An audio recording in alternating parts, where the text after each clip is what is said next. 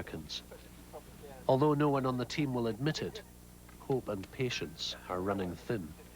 But I'm just hopeful that they could find something to verify the fact that they are buried on this island and just confirm it once and for all. Finally, on day 27, the site yields its first Pacific War artifacts. Not bones, but unexploded bombs, buried and hidden for more than half a century.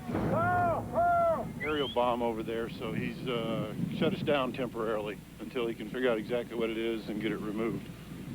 So we've got a 5-inch unfired break. Caution forces G-Team to abandon shovels for trowels. In the coming days, unexploded ordnance will drastically slow the team's progress. 60 years on, this is still deadly ground.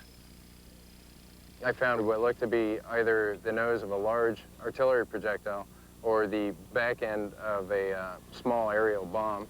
You know, I've been on sites where we pull up several 500-pound bombs, but just as far as quantity goes, this has been the most fruitful. The ordnance means they've reached World War II soil. Then, weeks of frustration evaporate with a single and seemingly unremarkable find. First, the recovery of a 1945 Coke bottle left by victorious American troops confirms that Dr. Fox is on the right track.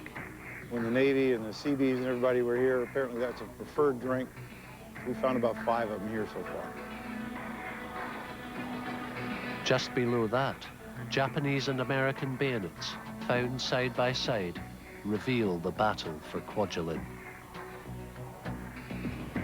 A few shovels deeper, a rice bowl marking the wartime Japanese occupation, an innocent link to a gruesome crime. Hey, Carl. The artifacts lift everyone's spirits and help confirm Silhai's years of research. In historical research, it's more of trying to find congruence or joining a similarity between each of those individual lines of evidence. This is a map showing the execution site. One critical piece of evidence, of particular interest to Ben, is a map of the execution site based on Japanese post-war testimony.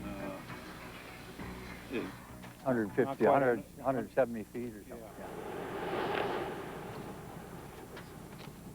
Yeah, for the execution, yeah. So we marched them out here.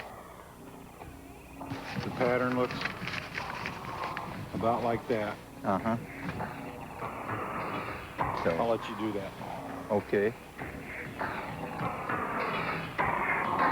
This was the building where the 9 guys were assembled before they were taken on this final walk over to be executed.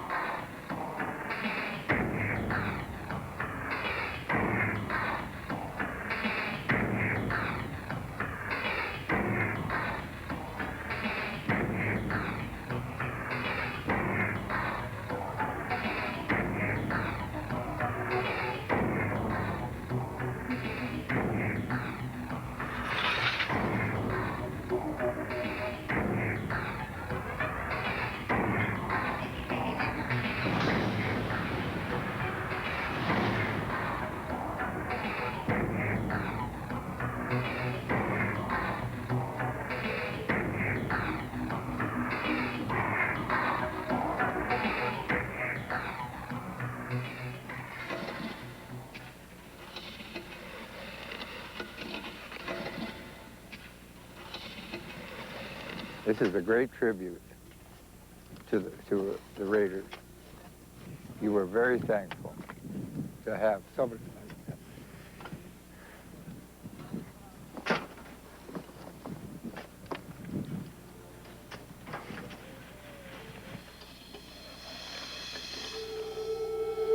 Some Japanese claim the 9 were executed in retribution for American atrocities committed during the Makin raid.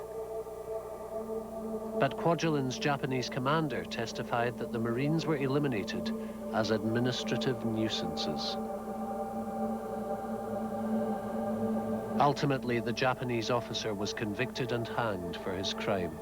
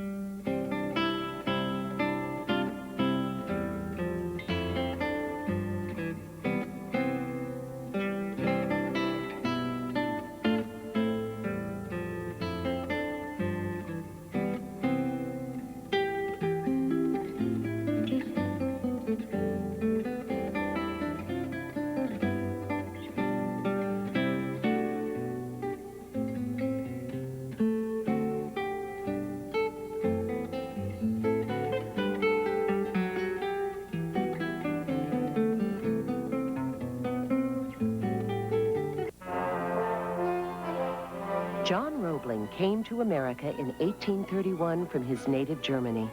He was a bridge engineer, and his specialty was suspension bridges. In 1841, he produced the first wire cable used in the United States. But Roebling's greatest project was the design and construction of the Brooklyn Bridge. The main span of the bridge would be the longest ever attempted. But John Roebling died in an accident during excavation for the bridge pilings. It was left to his son, Washington, to complete the structure. Then, 3 years later, Washington Roebling suffered an accident at the construction site that left him disabled. The bridge was finished under his supervision, with assistants and supervisors relaying his orders. When completed in 1883, the Brooklyn Bridge was hailed as one of the greatest engineering feats of the 19th century and considered one of the modern wonders of the world. Another morning dawns in paradise. It's day 35 of the dig team's hunt for the murdered American Marines. For World War II veteran Ben Carson, time here is running short. By 7 a.m., rush hour on Kwajalein Atoll is at full tilt. Aging American landing craft that once dropped Marines into battle now ferry locals between Kwajalein and Ebi. Ebi, Kwajalein's impoverished neighbour, is the largest city in the chain of islands that make up the atoll. With a population density greater than New York City, the average age is 15. Average life expectancy is 45. So not many people remember the events of the Second World War.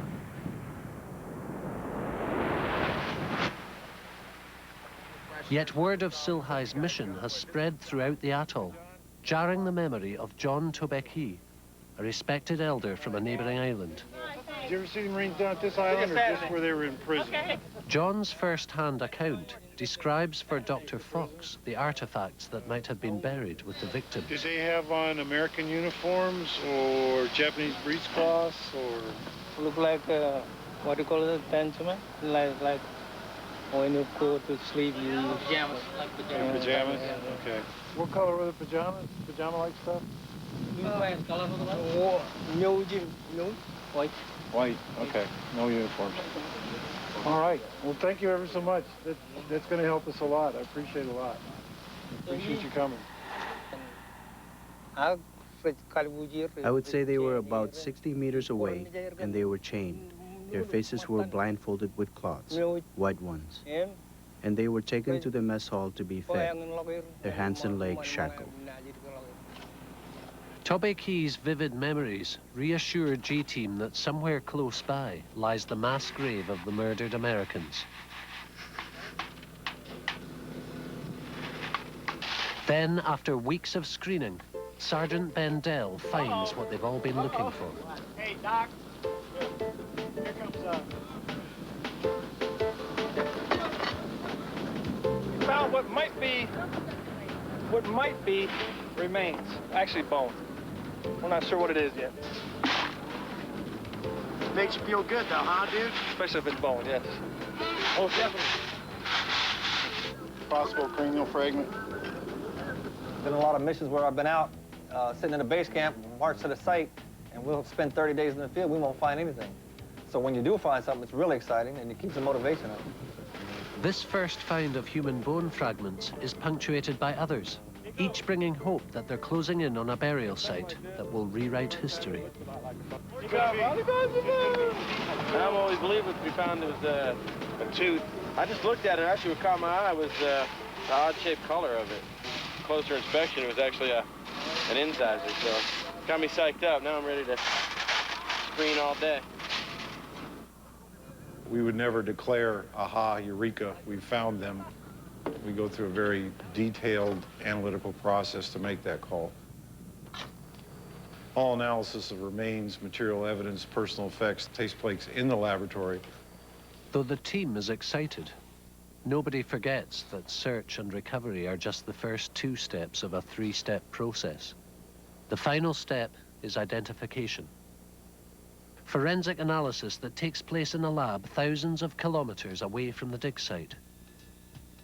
Once any search and recovery mission is complete and the site is closed, remains like those found at Kwajalein are next taken to Hawaii for further analysis. My name is Thomas Dean Holland, and I'm the scientific director of the U.S. Army Central Identification Laboratory. Sure. Once the remains arrive at the lab, they're accessioned into the laboratory. They are given a number that will be used to track that case from beginning to end. We'll do a preliminary analysis to try to get an idea of what we're dealing with. Is it animal bone? Is it human bone? How many individuals may be represented? The bone is then handled by one of the anthropologists. Analysis of bones determines age, race, and gender. Telltale signs such as orthopedic plates help link the remains to missing service personnel. But the mainstay of forensic identification in the United States is done with dental records. Teeth found during the recovery are cross-referenced with the Army's extensive database. When only bone fragments are recovered, an entirely new layer of complexity is added: DNA analysis. DNA has certainly revolutionized how we do business. We're able to make identifications using just absolutely minute fragments of bone that would have been impossible using traditional means. Modern forensic identification techniques enable Silhai to make about 100 positive IDs each year.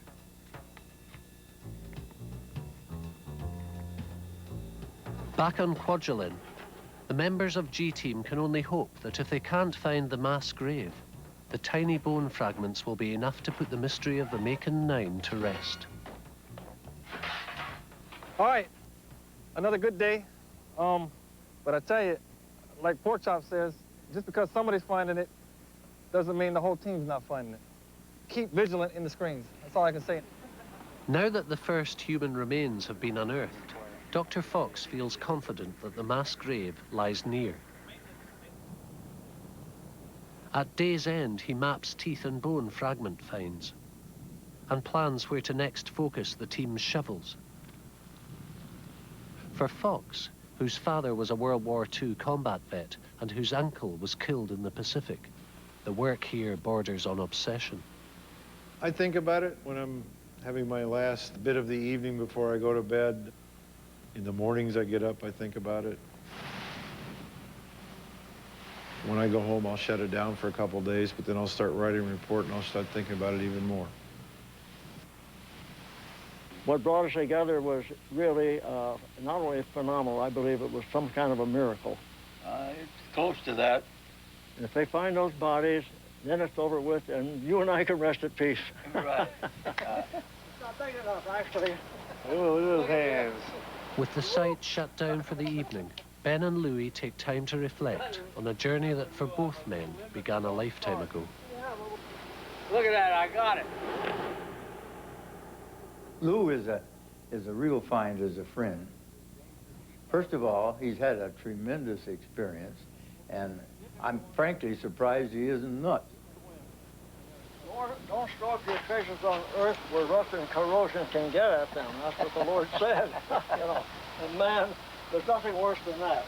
Complete deterioration. Look at that. Yeah, remember the strength that had once, Lou, and look at it now. Yeah.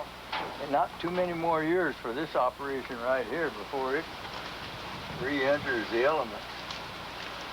Pretty well gone. I think she's getting to be a total loss. You know, I did notice this before. Yeah. Looks like a shell hit us from the other side. Oh, yeah. Yeah, I think these poor devils that sat in there are probably up in some Shinto shrine now. So this stuff may be fading and falling apart, but your guys' memories aren't, huh? And neither are we. Not yet. When I get old, I'll let you know. Ben is a seeker of truth, and he doesn't care who stands in the way. He's going to speak his mind. So, Ben, I take my hat off to you, buddy, for sticking to your guns, and that's what we're here for. That's right, Lou. A couple old soldiers, and we must stick to our guns. Like many old soldiers, Louis had constant nightmares after the war. He has since found peace with the world. But will the mystery of the Makin 9 soon be put to rest?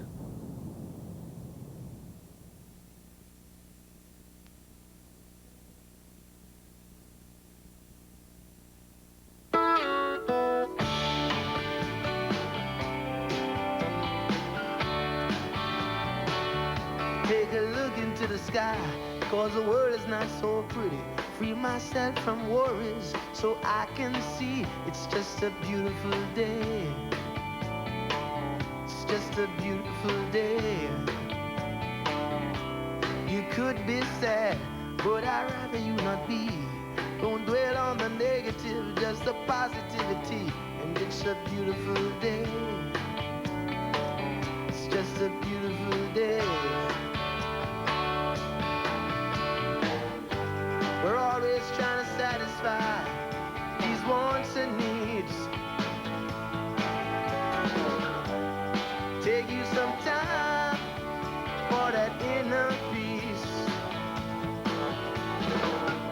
When your eyes are open, you see things differently. There's so much gloom hiding the reality. It's just a beautiful day. Yeah, it's a beautiful day. Yeah, it's a beautiful day. Yeah, it's a beautiful day. Yeah, take a look into the sky. Keep your head up high. Take a look into the sky. It's just a beautiful day. It's just a beautiful day. It's just a beautiful day. Ain't no one can take that away. It's just a beautiful day. Don't you feel no way? It's just a beautiful day. No one can take that away. It's just a beautiful day. Don't you feel no way? It's just a beautiful day. It's a beautiful day.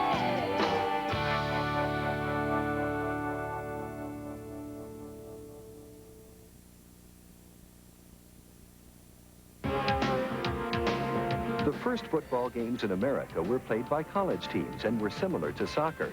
Then in 1874, Harvard played a Canadian team in a rugby style of football that allowed tackling and running with the ball. This new version quickly became popular in colleges, but it was very rough. So rough that in 1905 alone, 18 college players were killed and 159 seriously injured. Appalled, President Roosevelt threatened to ban the game unless changes were made. In response, the National Collegiate Athletic Association was formed and new safety measures were created. While the first professional game was played back in 1895, college games at the time drew most of the fans. It wasn't until the 1920s, when the National Football League was founded, that professional football really caught on. From high school to professional teams, football today draws fans by the millions and remains one of the favorite sports in America. 6 weeks into the Kwajalein mission, the dig team has not yet found the mass grave with the missing Americans. For Ben and Louis, a 60-year crusade is about to come to a close. You gotta let me throw a shovelful out of here, okay? But before they return home, the two veterans make one last visit to the site. Thank you for making my making my visit complete. Thank you. Okay. Morning, sir. Ben asks a final favor of the Silhai team. Could I take a sample of this stuff back up for the museum in San Diego? How much you want? Half a bag, full bag? Yeah, just a half a bag. You good enough? That's fine. Oh, yeah. Sarge, thank you. Oh. Appreciate this. Thanks for everything you've done. Have a safe flight home. Thank you. All right. Hope Take you care. find it. Well, we're gonna find it. Good.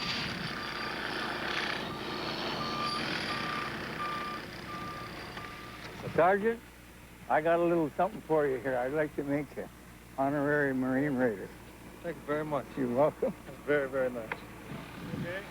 I got a little memento for you. This means quite a bit to me. Thank you. Yeah. My dad's an Army veteran. My uncle died on Peleliu, so this means quite a bit to me. The patches will serve as inspiration, reminders of 9 young men never allowed to live out their years. Great, great. We never quit. Glad to hear that. Next for Silhai coin. So I got 2. One for yourself. Well, and I'll give one to Sam Rooney. Thank you very much. Well, if you'll remember. We certainly will. An Army coin that has on it not to be forgotten, and then there's a place to put a name. Can you get it? I got it. Good. Okay, let me get this stuff in here. Okay, let's. Here we are, post 44.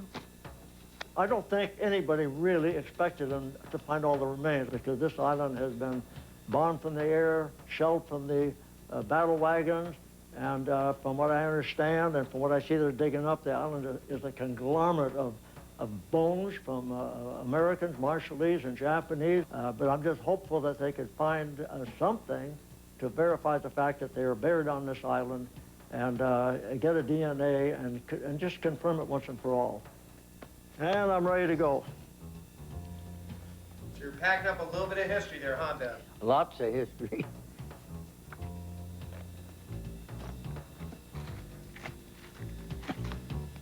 This is soil taken from the excavation site. I'm going to take the one bag back and sprinkle it on the graves of the guys at Arlington because it establishes a connection between the 9 guys we're still looking for and the guys that are buried in Arlington. And this is truly carry-on when you're lugging something this heavy.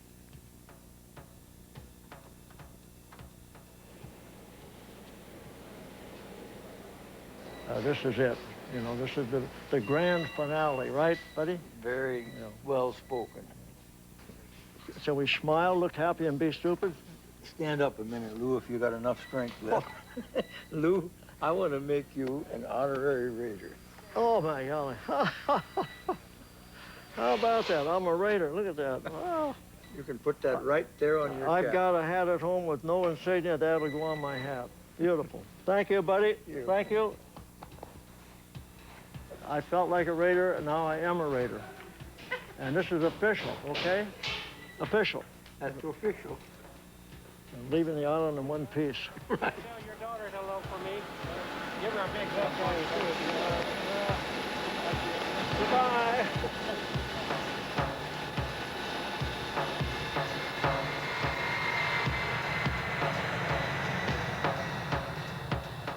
In the weeks that follow, G-Team continues to find human bone fragments.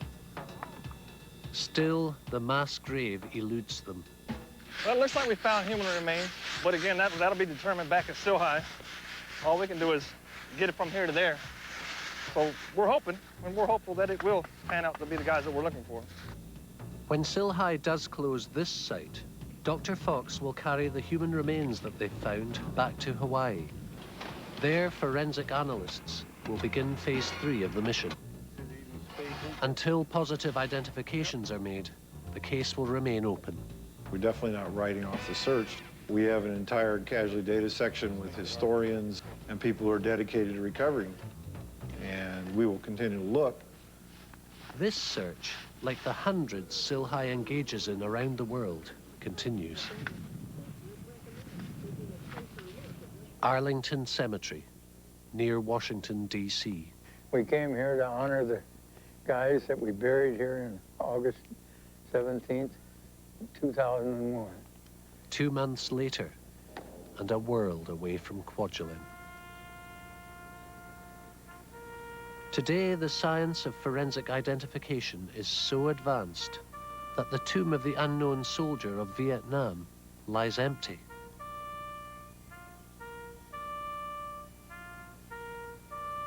The remains of the unknown soldier were identified by Silhai through DNA analysis and returned to the family.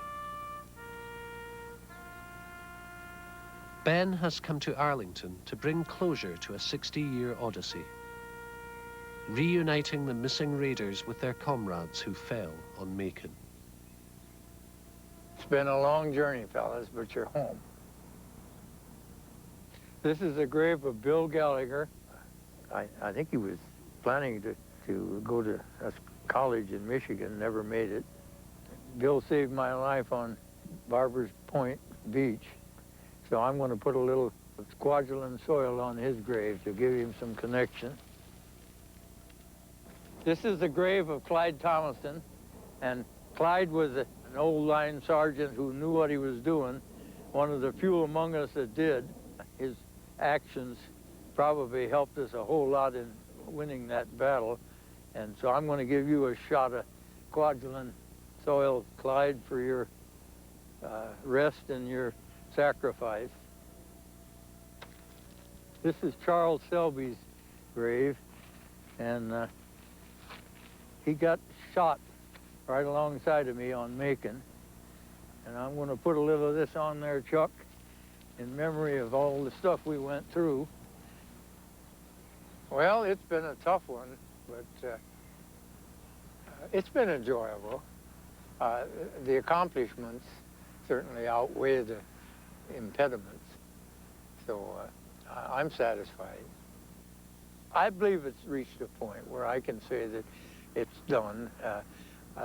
The fact that the search still goes on is enough closure for me that nobody is giving it up anymore. When the Makin case is finally closed, it will bring welcome resolution to Ben, Louis, and 9 American families. 9 riddles solved from a war in which 78,000 Americans remain missing in action. Each of them a mystery unanswered, and a story yet to be told.